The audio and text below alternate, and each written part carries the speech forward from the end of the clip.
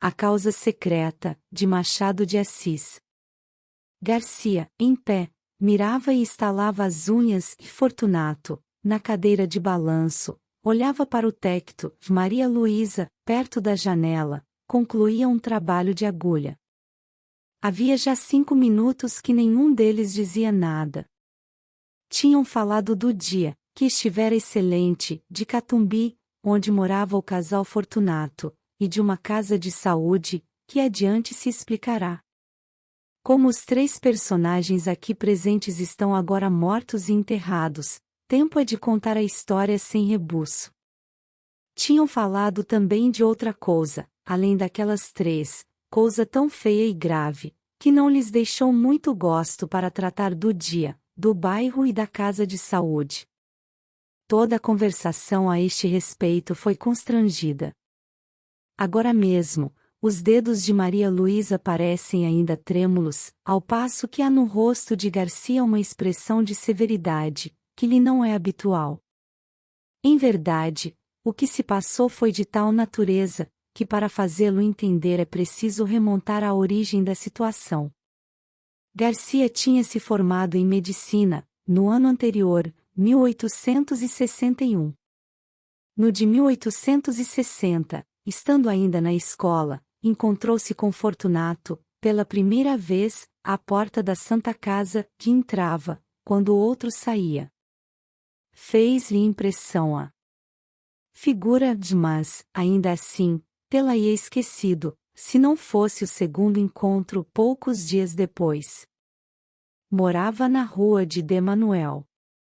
Uma de suas raras distrações era ir ao teatro de S. Januário, que ficava perto, entre essa rua e a praia, que ia 1 ou 2 vezes por mês, e nunca achava acima de 40 pessoas.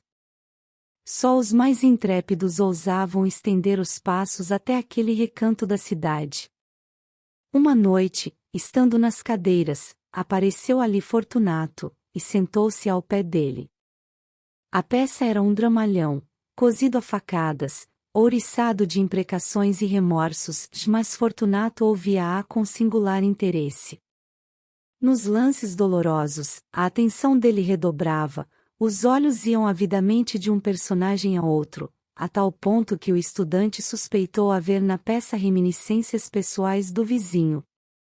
No fim do drama, veio uma farsa, mas Fortunato não esperou por ela e saiu. Garcia saiu atrás dele. Fortunato foi pelo beco do Cotovelo, Rua de S. José, até o Largo da Carioca. Ia devagar, cabisbaixo, parando às vezes, para dar uma bengalada em algum cão que dormia. O cão ficava ganindo e ele ia andando. No Largo da Carioca entrou num tílburi, e seguiu para os lados da Praça da Constituição. Garcia voltou para casa sem saber mais nada. Decorreram algumas semanas. Uma noite, eram 9 horas, estava em casa, quando ouviu rumor de vozes na escada, desceu logo do sótão, onde morava, ao primeiro andar, onde vivia um empregado do arsenal de guerra. Era este que alguns homens conduziam, escada acima, ensanguentado. O preto que o servia acudiu a abrir a porta, o homem gemia, as vozes eram confusas, a luz pouca. Deposto o ferido na cama, Garcia disse que era preciso chamar um médico. Já aí vem um, acudiu alguém.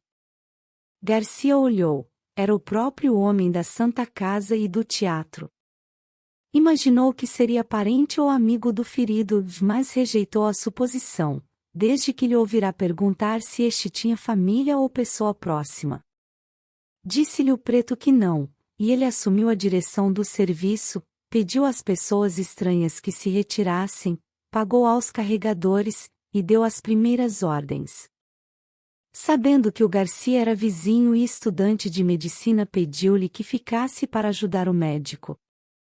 Em seguida contou: que se passará. Foi uma malta de capoeiras. Eu vinha do quartel de Moura, onde fui visitar um primo, quando ouvi um barulho muito grande, e logo depois um ajuntamento.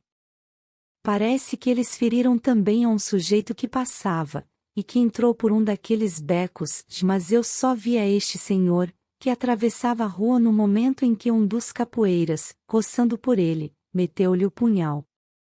Não caiu logo, disse onde morava e, como era a 2 passos, achei melhor trazê-lo. Conhecia-o antes? Perguntou Garcia. Não, nunca ouvi. Quem é? É um bom homem, empregado no arsenal de guerra. Chama-se Gouveia. Não sei quem é. Médico e subdelegado vieram daí a pouco, fez-se o curativo, e tomaram-se as informações.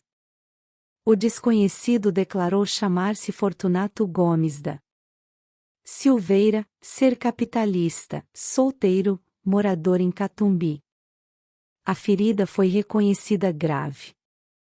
Durante o curativo ajudado pelo estudante, Fortunato serviu de criado, segurando a bacia, a vela, os panos, sem perturbar nada, olhando friamente para o ferido, que gemia muito.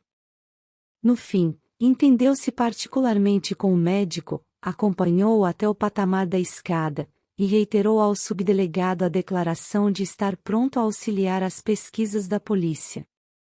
Os 2 saíram, ele e o estudante ficaram no quarto. Garcia estava atônito.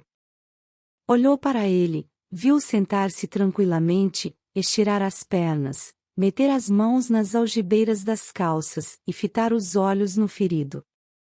Os olhos eram claros, cor de chumbo, moviam-se devagar, e tinham a expressão dura, seca e fria. Cara magra e pálida, fumatina estreita de barba, por baixo do queixo, e de uma têmpora a outra, curta, ruiva e rara. Teria 40 anos. De quando em quando, voltava-se para o estudante, e perguntava alguma coisa acerca do ferido, mas tornava logo a olhar para ele, enquanto o rapaz lhe dava a resposta. A sensação que o estudante recebia era de repulsa ao mesmo tempo que de curiosidade. Não podia negar que estava assistindo a um ato de rara dedicação, e se era desinteressado como parecia, não havia mais que aceitar o coração humano como um poço de mistérios. Fortunato saiu pouco antes de 1 hora, voltou nos dias seguintes, mas a cura fez-se depressa, e, antes de concluída, desapareceu sem dizer ao obsequiado onde morava.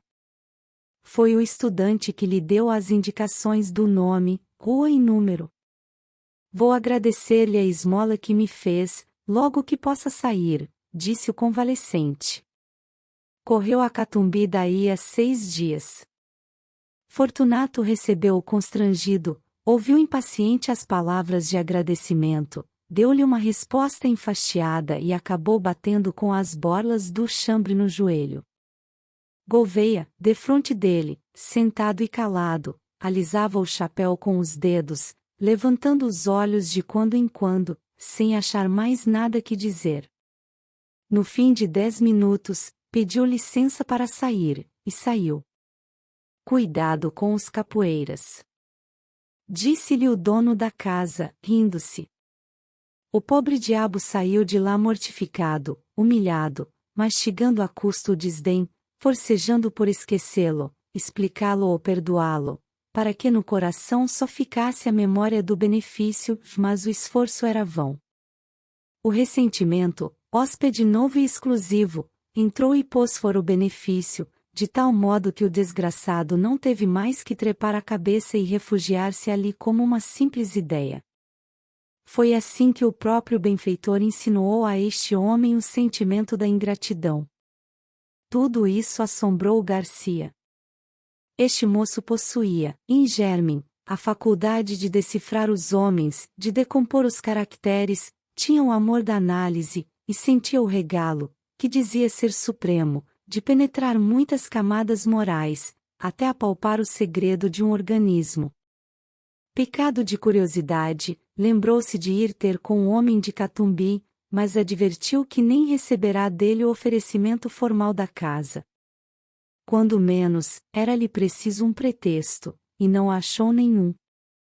Tempos depois, estando já formado e morando na rua de Matacavalos, perto da do Conde, encontrou Fortunato em uma gôndola, encontrou-o ainda outras vezes, e a frequência trouxe a familiaridade. Um dia Fortunato convidou-o a ir visitá-lo ali perto, em Catumbi. Sabe que estou casado? Não sabia. Casei-me há 4 meses, podia dizer 4 dias. Vá jantar conosco domingo. Domingo? Não esteja forjando desculpas, não admito desculpas. Vá domingo. Garcia foi lá domingo. Fortunato deu-lhe um bom jantar, bons charutos e boa palestra, em companhia da senhora, que era interessante. A figura dele não mudará, os olhos eram as mesmas chapas de estanho, duras e frias, que as outras feições não eram mais atraentes que dantes. Os obséquios, porém, se não resgatavam a natureza, davam alguma compensação, e não era pouco. Maria Luísa é que possuía ambos os feitiços, pessoa e modos. Era esbelta, airosa, olhos meigos e submissos, tinha 25 anos e parecia não passar de 19. Garcia, a segunda vez que lá foi, percebeu que entre eles havia alguma dissonância de caracteres, pouca ou nenhuma afinidade moral, e da parte da mulher para com o marido uns modos que transcendiam o respeito e confinavam na resignação e no temor. Um dia, estando os 3 juntos, perguntou Garcia a Maria Luísa se tivera notícia das circunstâncias em que ele conhecera o marido. Não, respondeu a moça. Vai ouvir uma ação bonita. Não vale a pena, interrompeu Fortunato. A senhora vai ver se vale a pena, insistiu o médico. Contou o caso da rua de Manuel. A moça ouviu espantada. Insensivelmente estendeu a mão e apertou o pulso ao marido, risonha e agradecida, como se acabasse de descobrir-lhe o coração. Fortunato sacudia os ombros, mas não ouvia com indiferença. No fim contou ele próprio a visita que o ferido lhe fez, com todos os pormenores da figura, dos gestos, das palavras atadas, dos silêncios, em suma, um estúrdio. E ria muito ao contá-la. Não era o riso da dobrez. A dobrez é evasiva e oblíqua, o riso dele era jovial e franco. Singular homem, pensou Garcia. Maria Luísa ficou desconsolada com a zombaria do marido, mas o médico restituiu-lhe a satisfação anterior, voltando a referir a dedicação deste e as suas raras qualidades de enfermeiro, tão bom enfermeiro, concluiu ele, que, se algum dia fundar uma casa de saúde, irei convidá-lo. Valeu? Perguntou Fortunato. Valeu o quê? Vamos fundar uma casa de saúde? Não valeu nada, estou brincando. Podia-se fazer alguma coisa, e para o senhor, que começa a clínica, acho que seria bem bom. Tenho justamente uma casa que vai vagar, e serve.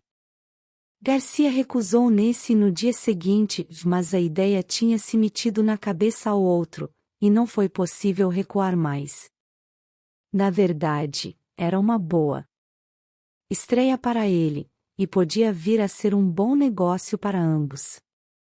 Aceitou finalmente, daí a dias, e foi uma desilusão para Maria Luísa. Criatura nervosa e frágil, padecia só com a ideia de que o marido tivesse de viver em contato com enfermidades humanas, mas não ousou opor-se-lhe, e curvou a cabeça. O plano fez-se e cumpriu-se depressa. Verdade é que Fortunato não curou de mais nada, nem então, nem depois. Aberta a casa, foi ele o próprio administrador e chefe de enfermeiros, examinava tudo, ordenava tudo, compras e caldos, drogas e contas.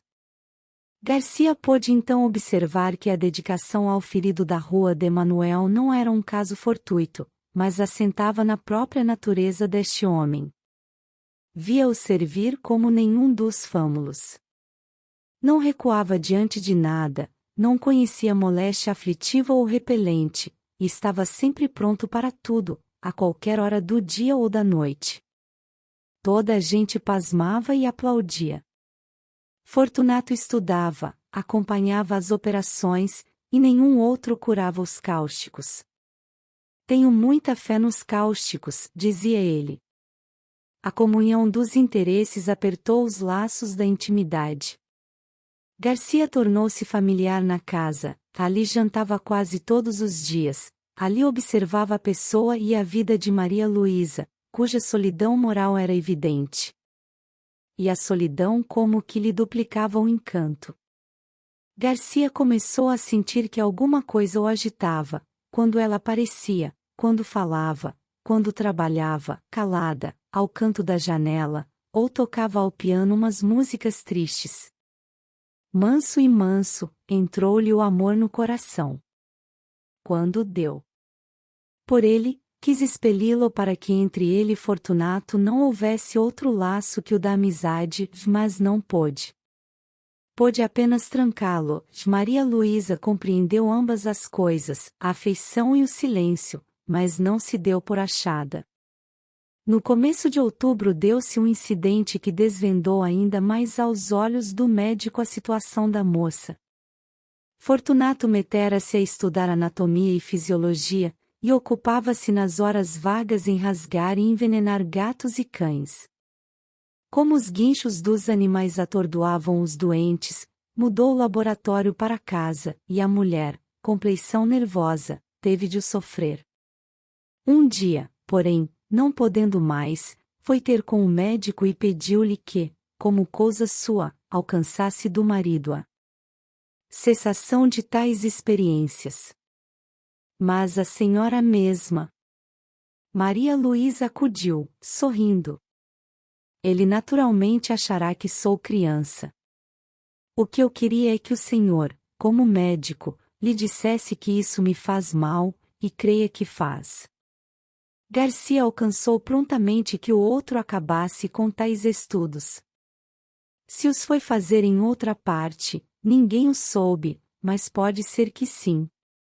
Maria Luísa agradeceu ao médico, tanto por ela como pelos animais, que não podia ver padecer. Tossia de quando em quando. Garcia perguntou-lhe se tinha alguma coisa, ela respondeu que nada. Deixe ver o pulso. Não tenho nada. Não deu o pulso, e retirou-se. Garcia ficou apreensivo. Cuidava, ao contrário, que ela podia ter alguma coisa, que era preciso observá-la e avisar o marido em tempo. 2 dias depois, exatamente o dia em que os vemos agora, Garcia foi lá jantar. Na sala disseram-lhe que Fortunato estava no gabinete, e ele caminhou para ali, e ia chegando à porta, no momento em que Maria Luísa saía aflita. Que é? Perguntou-lhe. O rato. O rato! Exclamou a moça sufocada e afastando-se. Garcia lembrou-se que na véspera ouvirá ao Fortunato queixar-se de um rato, que lhe levará um papel importante, mas estava longe de esperar o que viu. Viu Fortunato sentado à mesa, que havia no centro do gabinete, e sobre a qual puseram um prato com espírito de vinho. O líquido flamejava. Entre o polegar e o índice da mão esquerda segurava um barbante, de cuja ponta pendia o rato atado pela cauda. Na direita tinha uma tesoura. No momento em que o Garcia entrou, Fortunato cortava ao rato uma das patas, e em seguida desceu o infeliz até a chama, rápido, para não matá-lo, e dispôs-se a fazer o mesmo à terceira, pois já lhe havia cortado a primeira. Garcia estacou horrorizado. Mate-o logo. Disse-lhe. Já vai. E com um sorriso único, reflexo de alma satisfeita, alguma coisa que traduzia a delícia íntima das sensações supremas, Fortunato cortou a terceira pata ao rato, e fez pela terceira vez o mesmo movimento até a chama. O miserável estorcia-se, guinchando, ensanguentado, chamuscado, e não acabava de morrer. Garcia desviou os olhos, depois voltou-os novamente, e estendeu a mão para impedir que o suplício continuasse, mas não chegou a fazê-lo, porque o diabo do homem impunha medo, com toda aquela serenidade radiosa da fisionomia. Faltava cortar a última pata, Fortunato cortou-a muito devagar, acompanhando a tesoura com os olhos, a pata caiu, e ele ficou olhando para o rato meio cadáver. Ao descê-lo pela quarta vez, até a chama, deu ainda mais rapidez ao gesto, para salvar, se pudesse, alguns farrapos de vida. Garcia, defronte, conseguia dominar a repugnância do espetáculo para fixar a cara do homem. Nem raiva, nem ódio, tão somente um vasto prazer, quieto e profundo, como daria a outro a audição de uma bela sonata ou a vista de uma estátua divina, alguma coisa parecida com a pura sensação estética. Pareceu-lhe, e era verdade, que Fortunato havia-o inteiramente esquecido. Isto posto, não estaria fingindo, e devia ser aquilo mesmo. A chama ia morrendo, o rato podia ser que tivesse ainda um resíduo de vida, sombra de sombra. Fortunato aproveitou-o para cortar-lhe o focinho e pela última vez chegar a carne ao fogo. Afinal deixou cair o cadáver no prato, e arredou de si toda essa mistura de chamusco e sangue. Ao levantar-se deu com o médico e teve um sobressalto. Então, mostrou-se enraivecido contra o animal, que lhe comera o papel, mas a cólera evidentemente era fingida. Castiga sem raiva, pensou o médico, pela necessidade de achar uma sensação de prazer, que só a dor alheia lhe pode dar, é o segredo deste homem. Fortunato encareceu a importância do papel. A perda que lhe trazia, perda de tempo, é certo, mas o tempo agora era-lhe preciosíssimo. Garcia ouvia só, sem dizer nada, nem lhe dar crédito. Relembrava os atos dele, graves e leves, achava a mesma explicação para todos. Era a mesma troca das teclas da sensibilidade, um diletantismo sui generis, uma redução de Calígula. Quando Maria Luísa voltou ao gabinete, daí a pouco, o marido foi ter com ela, rindo, pegou-lhe nas mãos e falou-lhe mansamente. Fracalhona. E voltando-se para o médico. Há de crer que quase desmaiou. Maria Luísa defendeu-se a medo, disse que era nervosa e mulher, depois foi sentar-se à janela com as suas lãs e agulhas, e os dedos ainda trêmulos, tal qual a vimos no começo desta história. Hão de lembrar-se que, depois de terem falado de outras coisas, ficaram calados os três, o marido sentado e olhando para o teto, o médico estalando as unhas. Pouco depois foram jantar, mas o jantar não foi alegre. Maria Luísa cismava e tossia, o médico indagava de si mesmo se ela não estaria exposta algum excesso na companhia de tal homem. Era apenas possível, mas o amor trocou-lhe a possibilidade em certeza, tremeu por ela e cuidou de os vigiar. Ela tossia, e não se passou muito tempo que a moléstia não tirasse a máscara. Era tísica, velha dama insaciável, que chupa a vida toda, até deixar um bagaço de ossos. Fortunato recebeu a notícia como um golpe, amava deveras a mulher, a seu modo, estava acostumado com ela, custava-lhe perdê-la. Não poupou esforços, médicos, remédios, ares, todos os recursos e todos os paliativos. Mas foi tudo vão. A doença era mortal. Nos últimos dias, em presença dos tormentos supremos da moça, a índole do marido subjugou qualquer outra afeição. Não a deixou mais, fitou o olho baço e frio naquela decomposição lenta e dolorosa da vida, bebeu mal as aflições da bela criatura, agora magra e transparente, devorada de febre e minada de morte. Egoísmo aspérrimo, faminto de sensações, não lhe perdoou um só minuto de agonia, nem os pagou com uma só lágrima, pública ou íntima. Só quando ela expirou, é que ele ficou aturdido. Voltando a si, viu que estava outra vez só. De noite, indo repousar uma parenta de Maria Luísa, que a ajudara a morrer, ficaram na sala Fortunato e Garcia, velando o cadáver, ambos pensativos, mas o próprio marido estava fatigado. O médico disse-lhe que repousasse um pouco.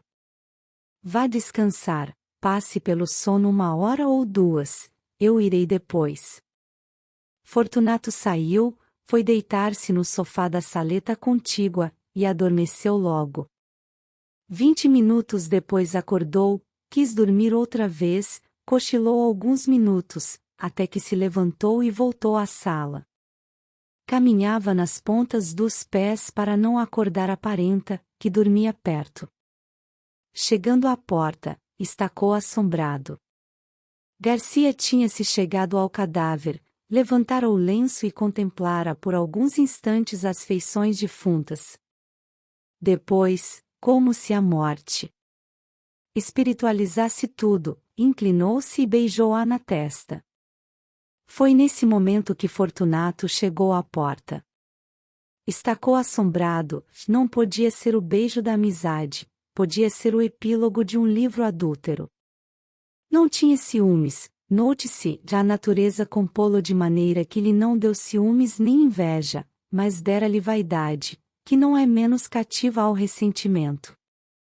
Olhou assombrado, mordendo os beiços. Entretanto, Garcia inclinou-se ainda para beijar outra vez o cadáver, mas então não pôde mais. O beijo rebentou em soluços, e os olhos não puderam conter as lágrimas, que vieram em borbotões, lágrimas de amor calado, e irremediável desespero. Fortunato, à porta, onde ficará, saboreou tranquilo essa explosão de dor moral que foi longa, muito longa, deliciosamente longa. Fim.